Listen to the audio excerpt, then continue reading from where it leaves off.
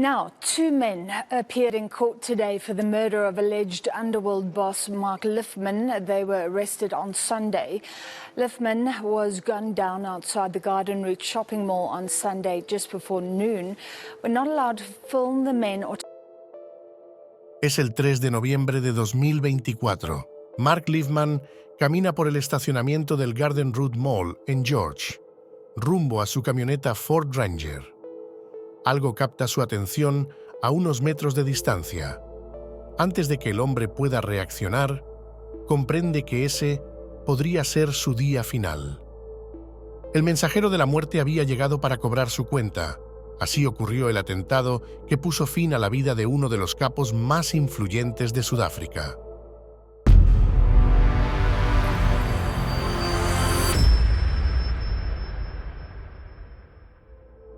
La historia de Liffman inicia con una nota prometedora.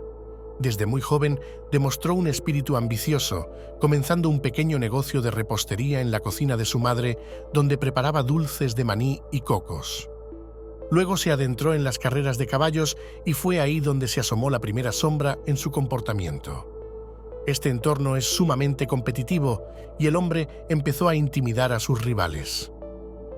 Además, llevó a cabo algo que seguro atraería la atención de las autoridades de cualquier país: la evasión fiscal respecto a sus ganancias en las apuestas. Con estas tácticas iniciales, dio señales de su tendencia a sumergirse cada vez más en el mundo delictivo. Su siguiente paso fue dedicarse al negocio inmobiliario. Sin embargo, no solo los compraba, también estafaba a los propietarios. Estas viviendas eran entregadas por el gobierno a personas de escasos recursos en zonas muy golpeadas por la adicción a las drogas. Liffman aprovechaba la vulnerabilidad de algunos residentes, llegando a comprar 3 casas por apenas 10 rands cada una. Justo un día después de que pagara esa cifra irrisoria, un hombre sentado en su oficina se percató de la insólita transacción inmobiliaria en un área que conocía muy bien.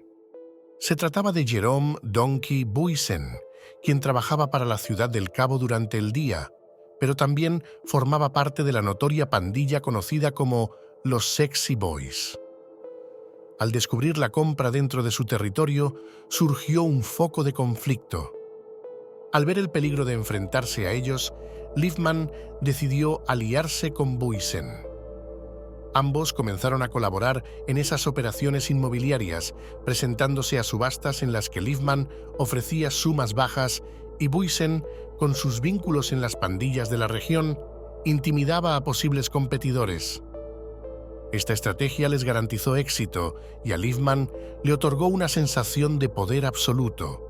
Poseía tanto el dinero para burlar las reglas como la fuerza necesaria para imponerse. El negocio inmobiliario no satisfacía del todo sus ambiciones, así que incursionó en el sector de la seguridad privada.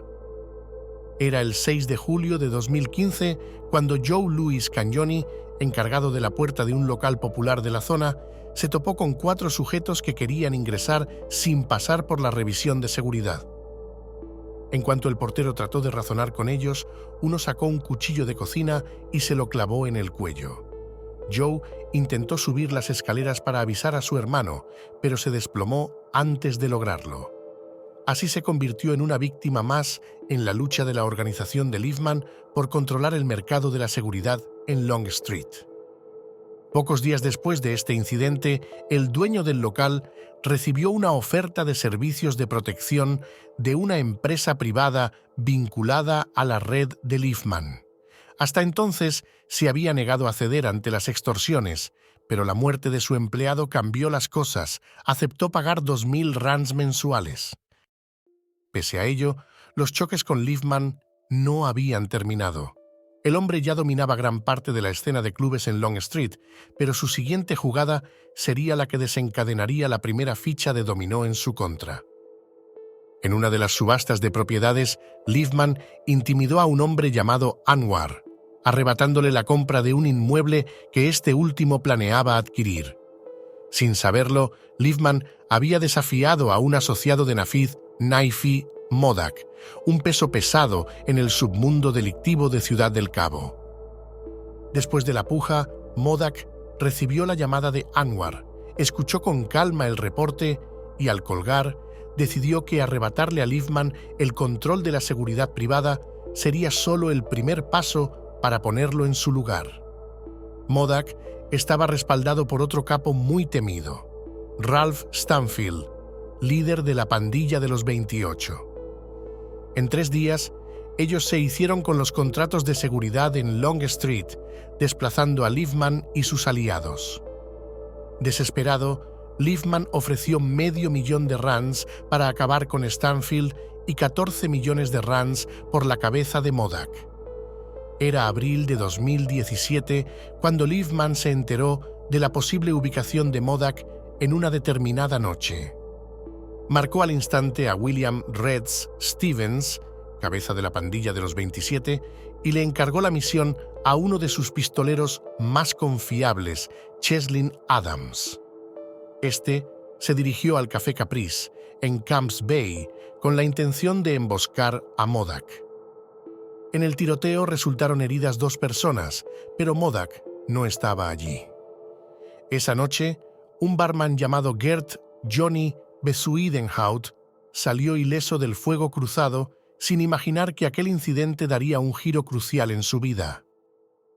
En julio de 2017, Ralph Stanfield conducía hacia una reunión cuando 2 vehículos se emparejaron a su costado. Desde la ventana trasera de uno de ellos, apuntaron un fusil automático contra los vidrios polarizados del coche de Stanfield y abrieron fuego. Stanfield logró escapar, pero quedó claro que Liefman lo había intentado eliminar por segunda vez en un lapso de 4 meses. El capo de la seguridad privada tampoco se detuvo ahí, pues puso la mira en Brian Weinstein, otro aliado de Stanfield. Aquella vez, el sicario cumplió con el encargo y Weinstein fue asesinado.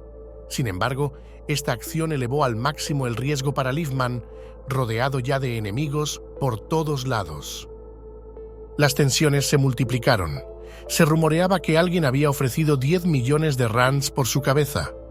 Además, tras la muerte de Weinstein, uno de los autores materiales se convirtió en testigo estatal, entregando a la justicia un testimonio comprometedor contra Liefman y varios de sus colaboradores.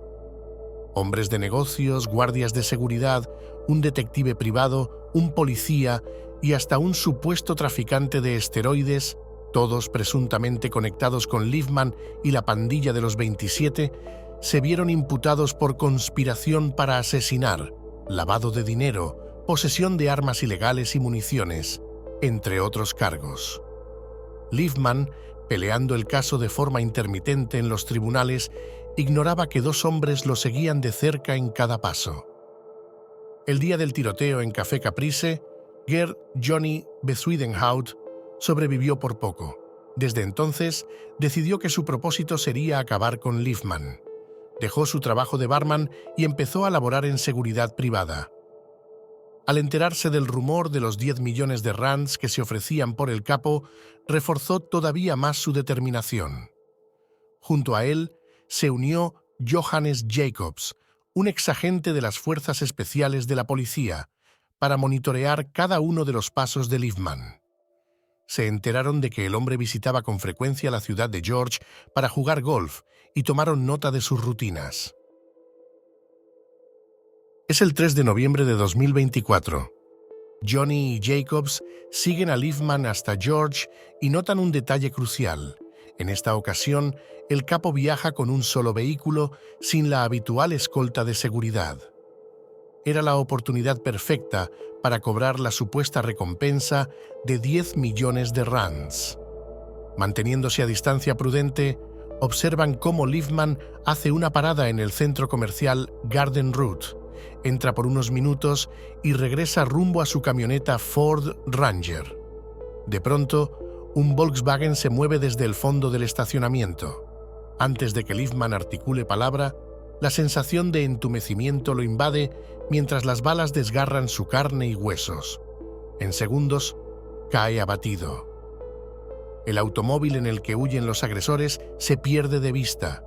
Se dirigen a una granja cercana cambian las placas de matrícula y se disfrazan con ropas y accesorios femeninos. Pero hay un detalle que desconocen. El vehículo lleva un rastreador y tanto la seguridad privada como la policía ya siguen su pista. En cuestión de horas, los presuntos asesinos son capturados, pero el fin de Liefman está consumado. Así concluyó la trayectoria de uno de los jefes delictivos más temidos de Sudáfrica, un hombre que, en su escalada de poder y violencia, cultivó numerosos enemigos y terminó encontrando su propio final en el estacionamiento de un centro comercial. Si te ha gustado el vídeo, no olvides dejar tu like, suscribirte al canal y activar la campana de notificaciones para enterarte de futuros vídeos. Tu apoyo nos ayuda mucho a seguir creciendo para traer vídeos nuevos cada semana.